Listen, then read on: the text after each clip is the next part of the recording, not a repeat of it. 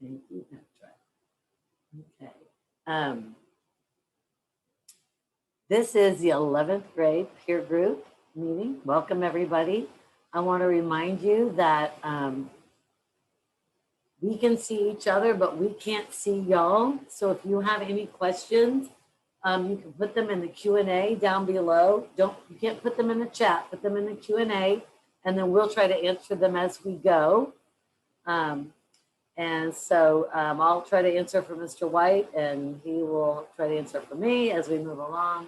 And then if we can help Denise, which I doubt we can.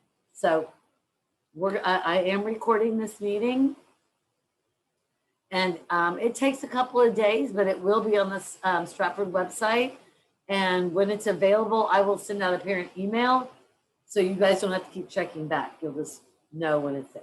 So I'm going to turn it over to begin with to Denise Stanton. She is our parent liaison representative. So Denise, you can take it away. Hi, I just wanted to give some quick updates on Project Prom. Our financials right now, we're at 47,000. We want to get up to like 55,000. So we've still got some work to do. We still have 25 stadium seats. I know as juniors, y'all already have them, but if y'all know, especially freshman parents, encourage them to buy them. And the last thing is the garage sale. We have one more drop-off day, which is March 27th from 9 to 1. And then the garage sale dates are April 10th and 11th, and then April 17th and 18th. So please sign up to help for the drop-off, for the garage sale. If you can come for an hour and help price things, that would be awesome. Amy Friend, Susie Sermons, and Leslie Thomas are in charge. So if you know those people, text them, message them, or there's a Facebook page that is for the garage sale. I think it's Stratford Garage Sale 2021. We are going to be there Saturday. A few of us just pricing things from Saturday from probably 12:30 to 3. So if anybody wants to join us, we would love your help. So donate, and if you donate, you get to shop. So on the next donation day, feel free to come in and shop. So thank you, everyone, that's helped so far. Okay, thank you, Denise. That's great. Y'all done such a great job on the fundraising. That's awesome. We just completed our t-shirt sales. We did, like, for a pandemic, I think we made about maybe $3,200. So around there. And I think that's great. Like, that t-shirt was designed by a couple of students. It was really all student driven. So I hope they feel proud of that. I am going to share my screen with you guys now, and we are gonna kind of run through what I wanted to talk to you guys about today. And this is things that have generated from you, questions that you had that you shared with some parents who then shared with me. So if you have other things come up as we're going, feel free to put them in the Q&A and we will answer them as we go. So I know you all know by now, we were supposed to have the SAT today, and the Snowmageddon backed up all of the deliveries of the SAT. And so there was no guarantee we would have it. And obviously we couldn't do that. So it has been rescheduled to March 24th. And that's what we'll be doing. And that day is an asynchronous day, except for the students taking the SAT. If students have already taken the SAT and they have the score they want, they can be asynchronous and just stay home. I don't know if there'll be assignments in all their classes, but certainly they don't have to sit for it again. But if they, need to sit for it, then certainly that's what we want them to do. I know Mr. White can answer probably any questions about SAT, and we'll move on. This is kind of our agenda for today that got out of order. You've already heard about the fundraising. I'm going to talk to you about some 11th grade stuff, but what I know you really want to hear is Mr. White and college and the next steps. So I'm going to try to move quickly because he's got a lot more information to share with you guys than I have. wanted to give you kind of like the rules for exemptions for juniors this spring.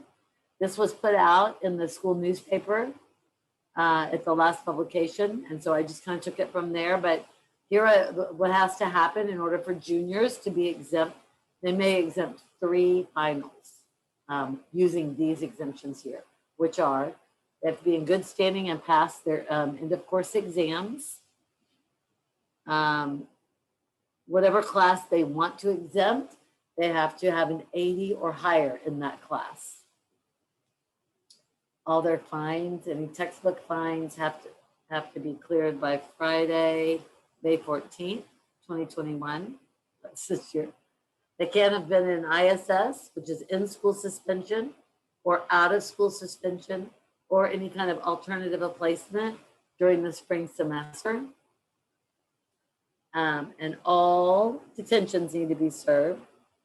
And then what the next bullet is a bullet that used to be in place, and then we took it away, and now it's back in place. So if a student is in an AP class and they take their AP exam and they have an 80 or higher as their grade in that class, then they can also exempt that AP final. And that will be in addition to the 3 finals that they get to exempt that might not be AP courses. Okay, so technically juniors could have more than 3 because they might exempt 3 classes. Say they exempt, I don't know, a math class that's not an AP, science that's not an AP, and in English, but they're in AP social studies and they take the AP exam and they have an 80 or higher, then they can exempt that one as well. So that would give them 4 exemptions. And then you can see that final thing. It sounds complicated. It's really not complicated. One piece that's missing this year is super important. I want everybody to hear this, even though there's not very many of you here, is that absences do not count for exemptions. So we do not want students racing to school if they're sick, possibly with a fever. Could it be COVID? We don't know. So we don't want kids, worried about exemptions and trying to come to school when they don't feel well. So absences are not in this at all.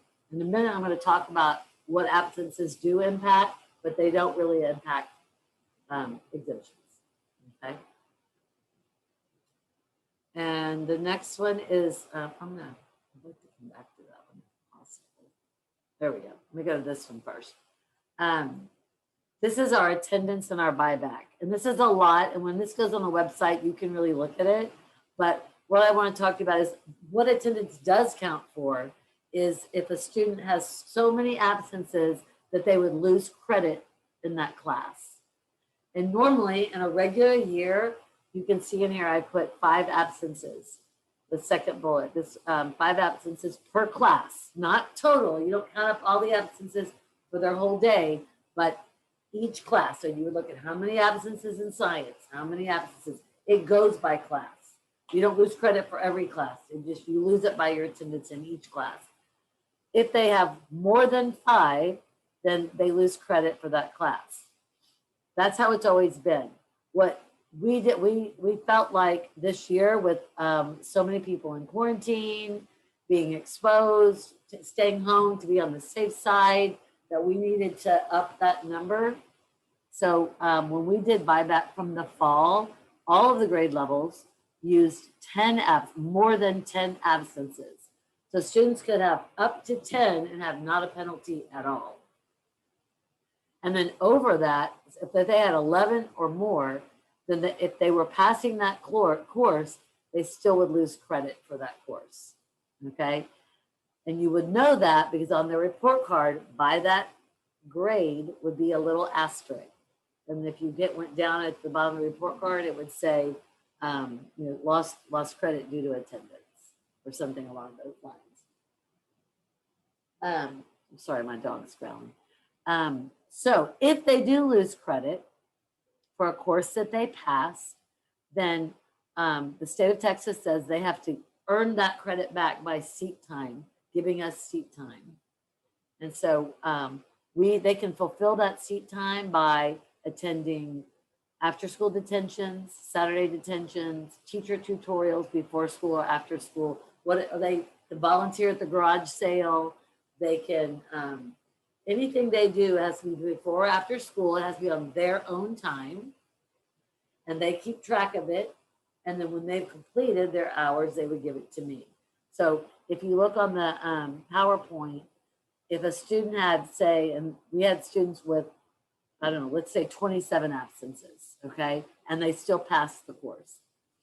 We would subtract 10 because everybody got 10, and that leaves you with 17. They really technically owe 17 hours. But again, because of the situation that we're in and COVID and just all that, we then divided that 17 by 2, and that was the amount of hours that they would have to earn back by going to Saturday detentions or whatever. So they, once they earn that credit back, then I let the registrar know, and that asterisk is removed and the credit is restored. We gave them a deadline, but we will go past the deadline, but we have to, you know, light a fire somehow underneath them. So they have a deadline. So this is where attendance is important, but up to 10, you know, that's the grace that we've given this year is up to 10, there's really no consequence. If a student fails a course and has 17 absences, there's nothing they can do because they didn't pass the course to begin with. Okay. Okay, so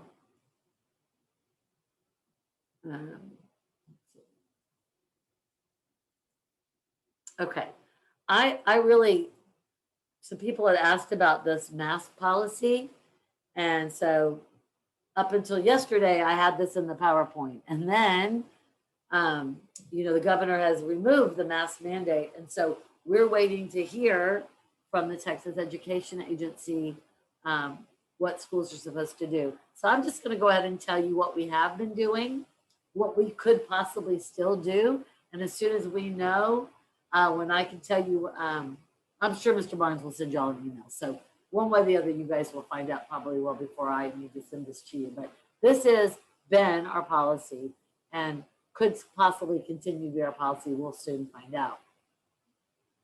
Obviously, kids forget their masks. They take them off and forget to put them back on. And that is not a big deal. We remind kids all the time. They leave lunch, they forget. I mean, we all do that. I walk out of my office, I forget. If that's the case, we just remind kids to put it on. If they put it on, off they go their merry way. It's not a big deal. And really 99% of the time, that's what happens. A teacher says, oh, so-and-so, put your mask on. They put it on and they go. Kids are so awesome at school about wearing masks. I mean, I can't speak highly enough for how compliant they've been about that. But if a teacher says, hey, Charlie, put your mask on, and the student refuses to put the mask on, then it becomes, you can see right here under first offense, that becomes insubordination, and a referral is written to the assistant principal. A phone call is made home, and the student has to be an in-person learner the following day for 1 day. Okay, so they have to be a virtual learner. For 1 day, they lose their option to come to school. If with that same student, if it happens a second time where they refuse to wear their mask, then a referral is sent to the assistant principal. We contact the parent. The student has to be a virtual learner for 3 days on the second offense. If they refuse, not if they forget, but if they refuse. And then the third offense, they would be removed after a parent phone call and all of those things. They would be removed from an in-person learner, and they would be a virtual learner the rest of that grading period. So I've never really got past the first offense. That's it, just one time. So it really, like I said, the kids have done a fantastic job wearing their masks, and so that's just the policy if anybody was interested. Be sure you continue for right now to complete the screener, the health screener each day. We get the kids to do it in high school or help remind them.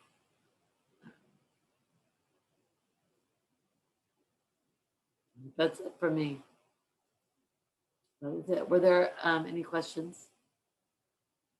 I answered them. They were just about when and where this will be posted. Oh, okay, perfect. Yeah. Okay. Okay. Then. All right, then I'll go ahead and take over. Okay.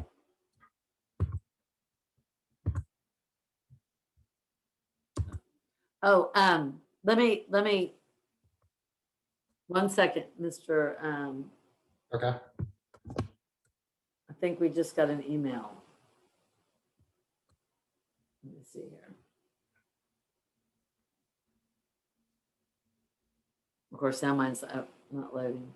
Carry on and I'll interrupt you in a minute. Go ahead. Okay. Well, I can see the, hang on. Sorry. Oh, I'm not on mute. Okay. No, I can see the email. So it basically just says that Thank you. students, SBISD will continue to implement the Learn SBISD plan and its protocols, including wearing masks and coverings by all students and adults. Okay. Okay. So what I just showed you about the mask protocol is still the same. And we'll still wear masks at school like we've been doing all year. Okay. Awesome. Take care. All right, so I will take over and talk about counselor stuff. So good afternoon or good evening. Thanks for joining us. So this is always kind of a fun thing in a way for me because I can't believe you guys have juniors now. And as you guys know, I started my first year at Stratford the same year as y'all students. So y'all are always kind of like my special class that I enjoy. So let's go ahead and go through this. It's been a learning experience for all of us, and hopefully I can answer any questions you guys have about random things. I went ahead and put this slide in here just because, as you know, there have been a lot of changes and things going on. First off, at the top is we're trying to advertise this email address more. It's the Stratford Counselor's email address. This is just a general one. If you don't know who to send something to, you can always send it to that one. Our lead counselor and secretaries watch it, and they will either respond or send it to the respective counselor. So that's a good one to have. I've also put our administrative assistants. If for some reason you can't get a hold of us or it's taking a little while because sometimes we're out or in quarantine or different things happen. So it's good for you guys to have that as well. Beneath that is our post-secondary counselor. As you guys know, we do have a post-secondary counselor. You guys will probably start hearing from her more now as the year comes to a close, and particularly as your students become seniors next year. So that is her email address. And just to quickly, Miss Carrie Campbell Bishop, as you guys know, was accepted another position. So we've kind of split up her alpha, the ABC, and you see the respective counselor there, and then the rest of the alpha as it has. The only thing is Miss Arrington is currently out, and I can say this because she put in her away message on medical leave. She should be back in a few weeks. We're hoping so. She's doing okay. She wanted you guys to know that. So you'll get an away message if you email her, and then it'll ask you to email Stratford counselor. So just wanted to put that out there. All right, I wanted to just briefly go over course selection. I know the main process is essentially over. We've been in all of the social studies classes. Students have put in their courses. Right now, we're trying to get a hold of students that we missed for whatever reason that weren't in class when we were there. We do have a report, so if we missed your student, their name is on our list. We will get to them. You are welcome to email us before we get to them if you want to, go ahead and try to take care of it. Your student can definitely reach out and self-advocate and get to us if they have questions or need help. We definitely want to help them.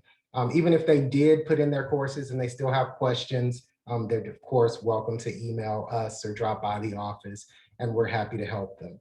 After spring break, a big part of our job, because of the way we did course selection this year, is to go back through everyone and check for errors, students that only signed up for 7 classes instead of 8, or, didn't do the dual credit ECP, government economics thing right. So we'll be looking for that. And also, of course, for you guys to make sure that your child has signed up and taken everything that they need to take to ensure that they meet graduation requirements next year. Because we definitely want to catch that now and fix that because the worst thing for us, as well as a student and parent, is to find something in April right before graduation. So we try to minimize that. Please ask us questions. If you just have a little, hey, I'm not sure if my child has a fine art, can you look at this? Or do they have enough credits? You know, we would rather you ask and us look at it and say everything's fine, than to just kind of withhold the question and then we discover it later, because that's not ideal. One more thing, if your child did miss course selection, they are going to get a personal email to their school email address, probably on Friday and Monday, where we will have a Zoom where we will help students virtually fill out their course selection. And then if they don't show up to that, we'll continue, trying to reach out in some way, shape, or form. Sorry. So after we have, gone through all of that and pretty much have every student's course selections in, you guys will start to get course verification sheets. And you guys have seen this before. If you've been here, we hope to send out 3, one the last week of March, then one in April and one in May. Those are always located in Skyward under portfolio. And you'll see, this is a screenshot from a student's what it looked like for last year. So feel free to email us or email Stratford counselors if you'd like to make a change, or you can always make the change on the course verification sheet. All changes should be final pretty much by the end of the semester.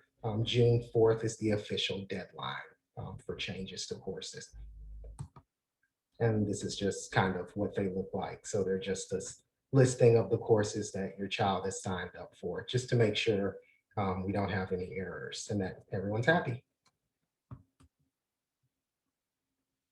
All right, so another note on course selection. If you do notice something or have a question, or let's say, I know we said the June 4th deadline, but let's say, over the summer, your child decides, I really am not interested in engineering or business or whatever they signed up for. Please email us as soon as possible. It's okay. The sooner you let us know something, the more likely it is that your child can get what they want. Please don't wait till the first day of school, because that's, the longer things go, the harder it is for us to accommodate. So if something comes up over the summer, please send us an email. We'll see it when we come back the last week of July. And if we can accommodate you, we will try to help you out, as long as there's availability in the courses.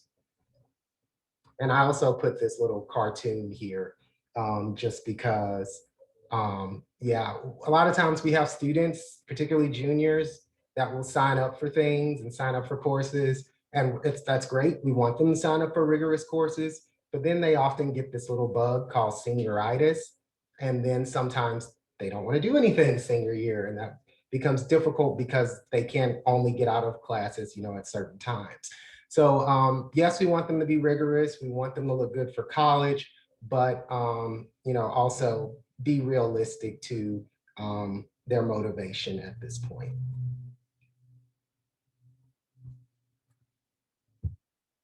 Okay, I was asked to elaborate on senioritis.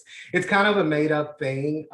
It's just what we call it when seniors lose all motivation at the end of their high school career. And, a lot of times sometimes grades will slack, or students, even sometimes really good students, will just get a lot lazier, particularly second semester. So that's just we just call it senioritis. So it's just something to kind of look out for. That happens, especially once they've been accepted to college. They're like, I don't need to be in pre-cal anymore. I'm good. I'm already been accepted, so I want to drop down to a different math, in February. So it's just, we get it, right? We get it. So that's why Daryl's saying, think about that now when unless there's some reason they need the most rigorous classes, not to just, because they do all kind of lose a little steam. They're excited, they're ready for college, and they want to put high school behind them.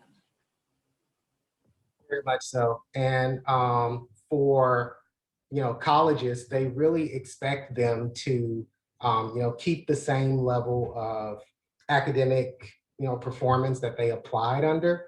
So, you know, it's really, they really need to try to keep their grades and such together. Okay, so I need to talk a little bit about dual credit. Hang on one quick second. I need to, give me one quick second. Yes.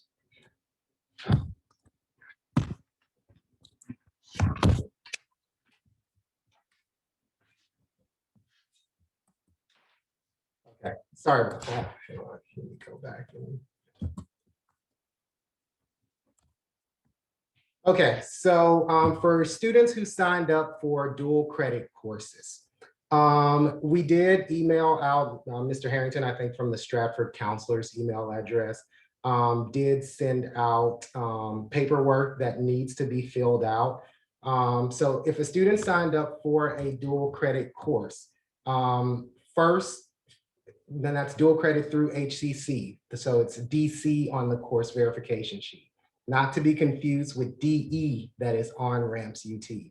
If they signed up for dual credit, they need to apply to HCC, and that is using the Apply Texas application, just like applying to any other college. The instructions were in the email.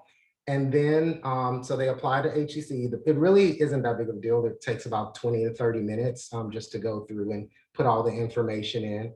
And they select that they're applying for a dual credit class.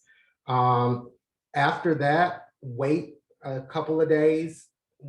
A couple of years ago, they were really slow. It took about like 2 weeks to get the confirmation email. Last year, they were really quick. It only took about a day or two.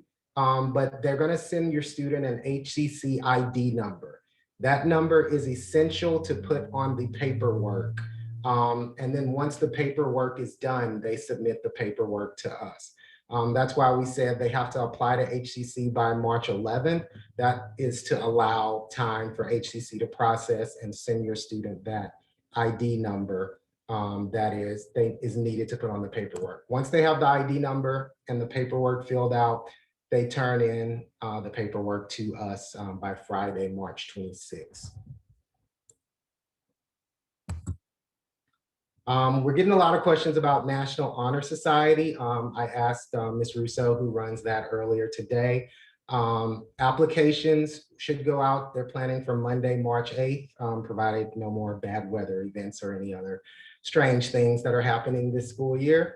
And it'll go to eligible juniors, that's juniors with at least a 6.0 GPA through the fall 2020 semester. If a student is remote learning, they will get an email to their email address. I put the link to Ms. Russo's Weebly page, where she has a lot of the more detailed information about Honor Society, if you were interested.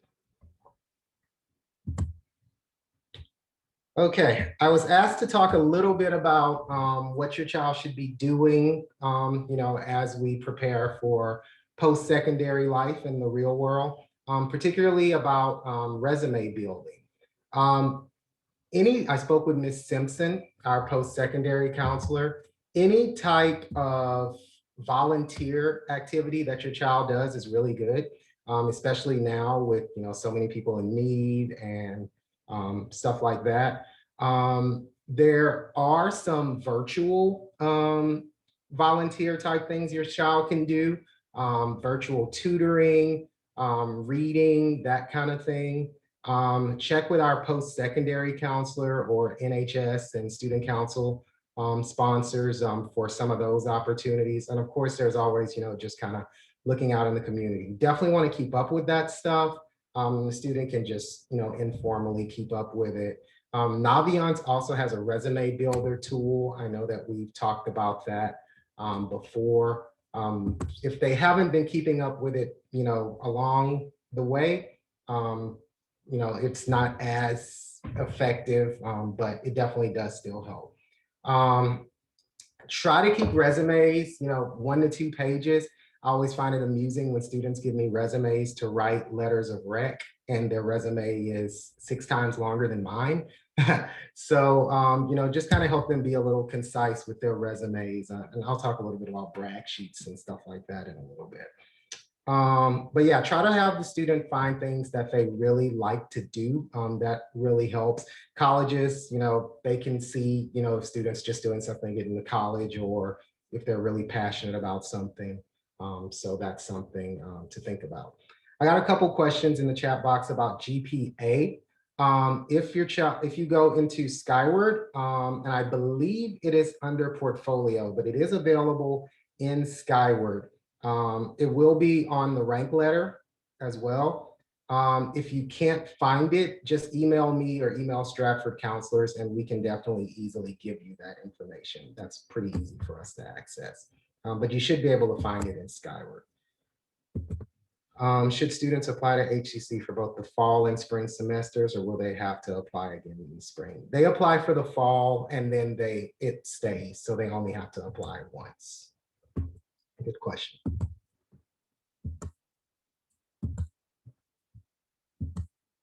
Okay, so these are just some few tips for juniors that I spoke about with our post-secondary counselor earlier. I put her email address on this slide again. Before leaving for summer vacation or sometime this semester, she recommends that students get a little familiar with Naviance, have them log in, because obviously it'll be very frustrating if you're trying to use Naviance in June and you can't log in, and then you email the counselor and we're on vacation, kind of checking email, kind of not checking email. So try to be sure you know how to do those things beforehand. The biggest problem I see is that students will just Google Naviance or naviance.com and try to access it, and that won't get them there. They need to go through either Spring Branch ISD website or go through Stratford website or that link that I put there directly to access it. Of course, start thinking about the colleges that your student is interested in applying to, and also figure out what those colleges need. Naviance has a portal called Colleges I'm Thinking About. We encourage you guys to use that portal because that's how we also see what your child is interested in. And then also know what the college needs. Not every college wants letters of recommendation. In fact, a lot of them don't want them. And if they don't want them, they really don't want you to send them.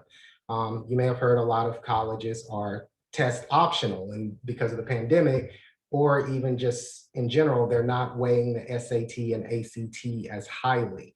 So definitely look into that, see what each college needs, and use that to work over the summer with being able to compile those things. Ms. Johnson already talked about our SAT, and you guys already know about that being moved. Our post-secondary counselor recommended if your child qualifies for free or reduced lunch, try to fill that out, and please take care of that, because if your child wants to retake the SAT or ACT, then they can get it for free, as well as doing getting fee waivers to apply to college. But we can't do that if they haven't taken care of that. I'm going to stop. I see I got a bunch of questions, and then I'll come back to this. Class rank will come out on the rank letter. That will be during the summer this year. So probably around like late July, early August is when it's normally sent out. And that's where your child will have the option. They'll see their rank, and if they want to rank, typically we only recommend for a student to rank if they are a valedictorian, because obviously we have a lot of high performing students at Stratford. So if a student is not a valedictorian, they're automatically starting off their rank in the low 50s and 60s. So if they just send their transcript and say, my school's a non-ranking school, the school will apply their own rank, and then usually the student will end up better off that way. You can always reach out to our Miss Simpson, the post-secondary, and she can put you in touch with different colleges, and they can help you, make the best decision for you. If we're non-ranking higher schools able to see who is top percent, like I said, it's just, we only really recommend that students rank if they're a valedictorian. So their transcript will say #1 and the colleges will see that. Other than that, they won't, they will usually ask what quartile the student is in, and we can give them that information, and that's on their rank letter as well. What are the GPA ranges? We provide 2 GPAs at Stratford. The highest GPA possible on our spring branch system is a 6.5. And we said that is out of a 6.0 GPA range because of weighted classes. A student gets 7 points if it's weighted. There's a sheet in the course catalog that breaks this down in detail. So yeah, the highest is 6.5. We can also provide students a 4.0 rank that's also unweighted. How can we find out if our students in the top 10%? You'll see it on the rank letter in the summer, or you can always reach out to the counselor during junior or senior year. A student can't get in with previous password. Can they just do a forget password, or is it more involved? It's better to just email the counselor if you can't get in the Naviance, and we can reset it that way. I'm not sure. I don't think the forget password works well in that way. I've never had anyone say they had a problem with it, but I don't know if anyone just uses it. But I know I can reset it if someone asks. So that's usually the best way to go. What about the transcript form for DE classes with UT? When do we complete it? I asked Mr. Harrington that exact question right before leaving today. He said, hold off on that because UT's not ready for it. I'm assuming he will send that information out when it's time to, when it's available. So just fill out the other information and turn it in. What is the GPA range for the first quarter? It's usually probably like around 6.2-ish, give or take. That's about where it is. I'm guesstimating. All right, so back to the presentation, and I'll come back to the questions in a little bit. Lastly, let's talk a little bit about letters of recommendation. Ideally, start having your child, if you know your school needs, the college that your child wants to go to needs letters of recommendation, asking for those personally is ideal. Even if the student learns remotely, it's better if they maybe schedule an appointment and ask via Zoom. We're really trying to teach kids that self-advocacy and that personal connection. It's better to ask before summer than to wait till September and October, because teachers, as well as us, get slammed with requests, versus if they're asked for in May, either they'll get worked on over the summer, or they'll be one of the first ones to get done in August, September. So obviously the better, the earlier, the better. Not every college needs a counselor letter of rec, but a lot of them do. And they specifically want one from the counselor. So as you can imagine, I write a lot of letters. The earlier they ask, the better. Just know that teachers cannot upload letters of rec into Naviance until August 1st at the earliest. That's also usually the earliest that students can request transcripts. So yes, we do want students, and I'll talk about that on the next slide, to get started with their college stuff over the summer, but odds are they won't be able to completely finish at the earliest until probably around when school starts. Ms. Simpson also recommended that students create a separate email just for college stuff, because when they use their school email address and all that stuff gets mixed together, particularly if they are applying to a lot of scholarships or sign up with FastWeb, they get a lot of emails and it gets hard for them to, catch everything that, might be really good for them. All right, so during summer vacation, like I said, if your student is only applying to state schools, then generally they only need the Apply Texas application if they're doing public. But if they are doing some that require the Common App, start that over the summer and begin applying. Write the essays. If this chunk is done, this takes a huge weight off of the child when school starts in August and September. And then while their friends are frantically trying to keep up with school, as well as apply to college, they can coast right on by and start looking for scholarships. And some scholarships do have really early deadlines that they'll have time to catch that some of their peers that waited longer may not have time to catch. We'll talk a little bit more about scholarships when we do this in the fall, because usually first we want to try to get them into school, but we do post all of our scholarships in Naviance. I posted a little cartoon in this that I thought was cute. That was just the child upset that all of their friends are getting accepted in the schools and they haven't been applied. So just a little piece of advice there. All right, for the fall 2021, definitely move the colleges over in Naviance from colleges I'm thinking about to colleges I'm applying to. That's another Naviance portal. And that is where students can request transcripts in Naviance under that portal. We can email you guys instructions on how to request transcripts. It will be important, and this will all be explained in the rank letter, that you sign what's called a FERPA. That's a release form that allows us, because obviously you guys know we can't legally send an institution or someone information about your child without your consent. That includes colleges. So that release allows us to send transcripts to colleges.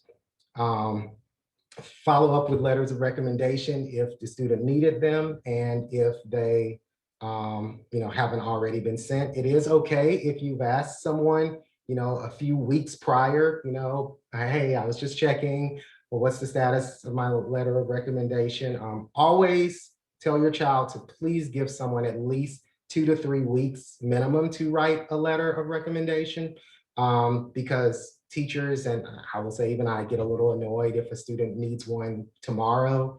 I can't write the best letter possible if I'm rushed. I had one student this year ask me to write a letter. I was like, sure, I'll write it. When do you need it? And then her answer was by 2 o'clock, and it was already noon. So obviously I was actually in classes that day, and there was no way I could have done that. So yeah, just try not to be in that boat. And of course, send test scores if applicable. And a lot of times students will get to this part and then they get scared and don't want to hit send. But go ahead, submit the application once everything's there. FAFSA, won't talk too much about this because we have whole nights in the fall dedicated to FAFSA, but that won't open until October 1st. A new rule that you may or may not have heard about that the state legislature just passed is that to graduate high school, every student in the state of Texas will either need to fill out a FAFSA, a TASFA, which is a similar type form. You'll know if you end up in that. We'll let you know, so your student know if they need that form, or complete a waiver saying that you're not going to sign up for any. There's nothing really that can hurt from filling out a FAFSA. Most colleges require that a FAFSA is on file before awarding any kind of financial aid. And like I said, this is a state law, so this will happen everywhere. It really shouldn't cause you guys that much more grief, because most people will be filling out a FAFSA anyway. But just if for some reason there is a big objection to filling out FAFSA, or your child's going into the military, which we totally respect, or going straight to work, then there will be just a waiver form to fill out about that. Let's see, I have a question. Did you say we cannot request a transcript? You can request a transcript before August, but it won't have everything. It may not have it.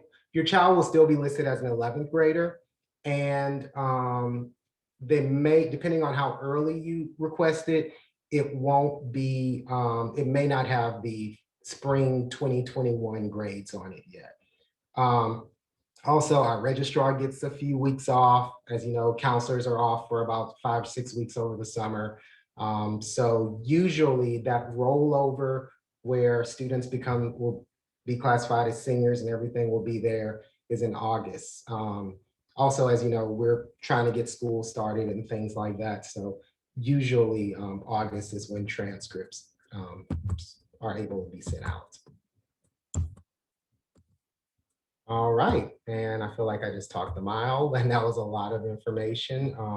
So I put my little buddy Arnold here, one of my favorite cartoons growing up. Anyone have any additional questions that were not addressed earlier? Don't all jump at once. Aw, we like positivity. Thank you. We do the best we can. I can really reiterate, you know, it said each of us is, you know, responsible for around 500 students, a few more now that, you know, we split up the top part of the alphabet. We do the best we can to try to catch everything, but we're human. We miss things too. You know, like I said, please don't ever feel like you're bothering us or, you know, we're too busy. That's what we're here for. And, you know, you're looking at one child or two children, you know, while we're looking at 500. And, you know, it never hurts to just say, hey, can you check this? I just want to make sure everything's okay. Because, you know, you might see something that I overlooked when I was looking at, you know, double checking all 115 of my seniors, you know, transcripts for graduation. So. All right, so it doesn't look like there are any more questions. That makes me feel good. All right, you're on mute, Ms. There Johnson. we go. Okay. Well, thank you so much to the people that joined us tonight. This it was recorded. I remembered this time, so that's a win. And we will get it up on the Stratford website as soon as we can. It takes a couple days. I will send you guys an email when it's available and specifically where it is on the website. And without anything else, I hope you guys have a great rest of your night. We have this week and next week, and then I feel like we already had spring break because we had Snowmageddon, and now we're gonna have another one. So I hope you all have a good spring break and everybody has a good night. I appreciate you coming, and always feel free to email or call with any questions. Thank you.